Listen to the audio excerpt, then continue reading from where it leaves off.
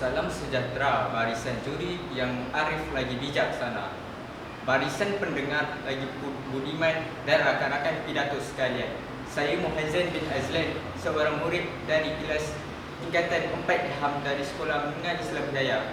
Hari ini saya akan menyampaikan sebuah pidato yang sangat penting mengenai tema hargai hasil kelapa sawit negara kita Malaysia.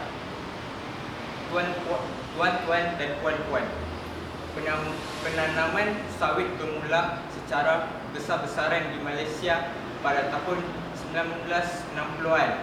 Ini diperkenalkan oleh kerajaan Malaysia sebagai skim untuk membasmi kemiskinan dan meningkatkan taraf hidup dalam kalangan penduduk luar bandar. Usaha berbudi kepada tanah ini menjadikan tanaman sawit tumbuh dan berkembang di ladang yang terdapat di seluruh negara, dari Perlis hingga Sabah. Pokok sawit yang sihat dapat menghasilkan kira-kira 26 buah tandan segar setiap tahun. Tuan-tuan dan puan-puan, menurut sejarah, pertama kali kelapa sawit dibawa ke Malaysia pada tahun 1917 dari Afrika. Ladang berskala komersial pertama di Malaysia telah ditubuhkan di Ternamaran Estate di Selangor. Malaysia sebagai pengeluar kedua terbesar minyak sawit dan mengeksport utama telah menanam di 43 negara di seluruh dunia dan digunakan di lebih 100 negara. Banyak makanan yang kita makan dibuat dengan minyak sawit. Mi segera, formula bayi, campuran kek, keripik kentang, kerupuk dan makanan ringan yang lain. Minyak sawit diiktiraf sebagai memainkan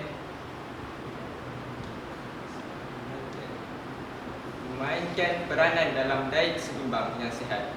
Kira-kira 90% minyak sawit digunakan dalam aplikasi makanan dan barangan pengguna.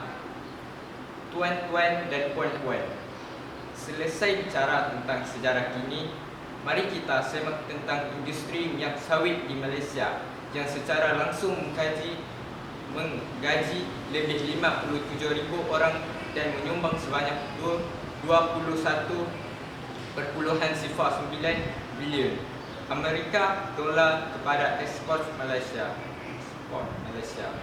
Lebih 39% ladang kelapa sawit dimiliki oleh pemilik tanah kecil. Syarikat perladangan besar dan kecil terdiri daripada beberapa ratus hektar kepada lebih daripada 100,000 hektar. Jumlah ladang yang luas ini telah menyumbang kepada rakyat Malaysia dengan menyediakan peluang pekerjaan kepada penduduk tempatan, juga pekerja asing, malah tawaran kerja dalam sektor perindustrian berasaskan kelapa sawit juga meningkat. Keadaan ini umpama di mana ada gula, di situ ada semut, sekaligus membantu meningkatkan ekonomi negara secara terancang. Berdasarkan sumbangan sektor asas sawit ini, secara peribadi saya pendapat bahawa kerajaan harus menghentikan penebangan pokok kelapa sawit untuk melaksanakan projek perumahan dalam lebuh raya secara berleluasa. Hakikatnya, Malaysia merupakan pengeksport utama minyak sawit dalam tempoh yang agak lama di peringkat ASEAN. Tetapi belakangan ini Indonesia telah menduduki tempat yang pertama. Apakah yang berlaku kepada industri minyak sawit kita?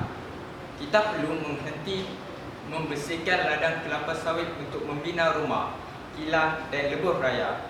Kita perlu tanam semula pokok-pokok kelapa sawit supaya dapat mengeluarkan lebih banyak hasil tandan untuk hasil yang lebih lumayan dan konsisten agar terus membantu ekonomi negara yang semakin tumbuh. Tuan-tuan dan puan-puan, pihak MALDI dan MPOB juga harus bekerjasama umpama AU dengan terbit. Dalam usaha menjalankan R&D dengan izin, seterusnya menjayakan promosi bersama penggunaan minyak sawit yang Malaysia maupun di luar negara.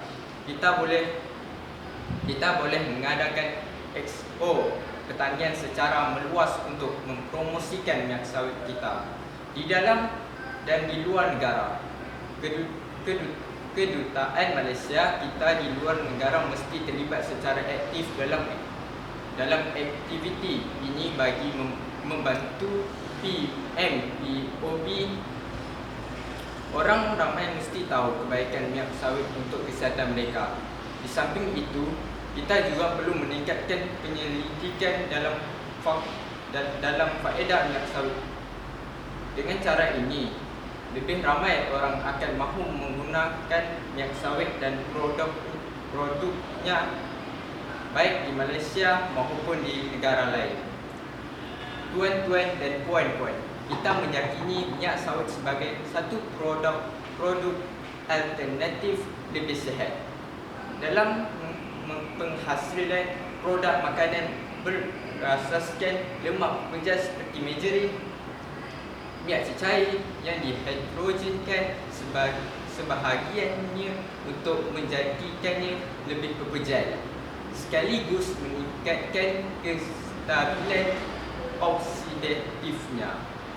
Kita sedia maklum proses sebegini menghasilkan jumlah lemak trans yang berbahaya untuk boleh didapati dalam produk biasa yang menggunakan minyak atau lemak terhidrogenasi sebahagian bahan dalam penyediaannya seperti margarin atau lemak.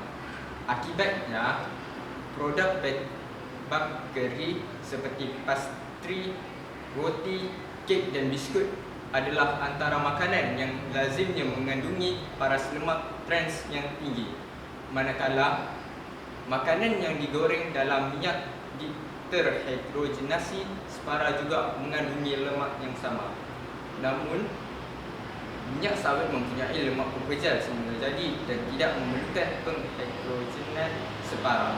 Oleh itu, produk tersebut bebas daripada lemak trans yang berbahaya sebagaimana orang bijak pandai mengingatkan, tak tubuh tak melata, tak sungguh orang tak kata.